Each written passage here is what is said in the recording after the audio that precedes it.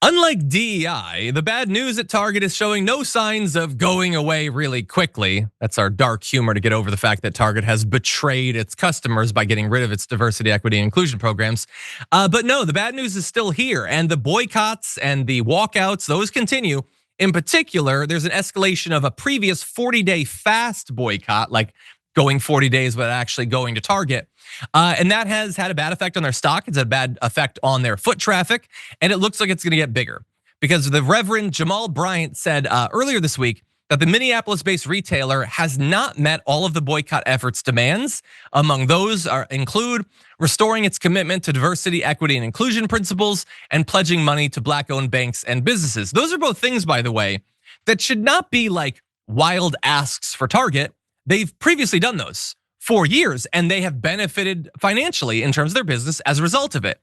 But they did what many companies did. They overreacted to the incredibly narrow electoral win of Donald Trump and said, oh, I guess we're supposed to, like suppress minorities again. And that's the direction they went in. And a lot of people aren't happy about that. And so let's jump into what Bryant wants to do. They have a website for their boycott. It's targetfast.org. And here's the plan going forward. He says, we are entering a new phase of this movement. What began as the Target Fast, a moral witness and an urgent call for justice, now evolves into a full Target boycott. This shift marks not an end, but a deepening of our commitment to justice and accountability. Until Target comes to the table with serious, concrete proposals to meet our 4 demands, we will remain in this posture. Silence and delay are no longer acceptable. Our communities deserve action, not platitudes. Our demands are not radical. They are righteous, reasonable, and long overdue. The only thing I would add to that is, again, they're good for business too. So, and he specifically says, we don't want platitudes. Well, Target has responded to this, and unfortunately, it's looking a bit platitudinous. So they said, we have an ongoing commitment to creating a welcoming environment for all team members, guests, and suppliers. It's core to how we support and grow our business. We remain focused on supporting organizations and creating opportunities for people in the 2,000 communities where we live and operate. That was a whole lot of words, and you know what it said? That's what, nothing. It says literally nothing. It's vague. Which communities? Oh, you're talking about like geographic areas. You're not talking about like, hey, why are you like turning your back on trans people and gay people? You used to do like a pride section or whatever, and then like 3 Republicans made TikTok videos about it, and you were like, okay, I guess screw all those people.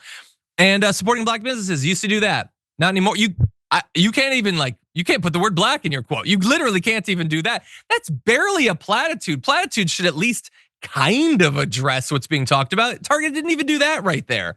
And so if I was Jamal Bryant, if I was supporters of this fast, that is less than nothing.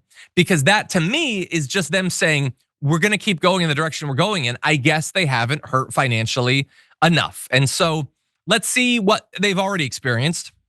Is again, according to the Boycott Efforts website, they say Target's valuation has fallen by $2 billion. Their stock dropped by 57%. They've lost over $4 billion since January 2024. Foot traffic and online engagement are steadily declining. So we have previously talked about the foot traffic drop off there. So I'm not gonna remind you of all that. But I did decide to take a look at their stock because I don't wanna always just assume that the last time I looked is accurate. So I went on Google and I looked back over the past 6 months, and it's not great, like from Target's point of view. Big drop off initially, and then steadily just trending down. And it doesn't have to be this way. Again, they're not asking for anything radical. They're asking for you to just continue doing the bare minimum corporate stuff you're already doing.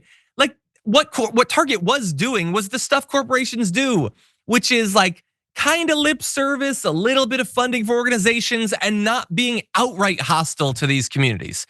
But unfortunately, that's the direction they've gone on. And I don't understand why at this point. Like, sure, everybody after November was like, oh my God, I guess MAGA's everywhere. I mean, Donald Trump won by 250,000 votes. He won with not even getting the majority of the vote. I guess we need to rethink everything. But is it looking like that now?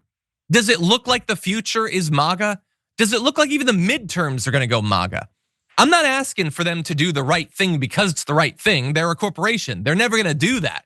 I'm just asking them for them to not shoot themselves in the foot financially by continuing down a disastrous path. A path that looks disastrous going forward and is already disastrous just a couple of months in to this new administration.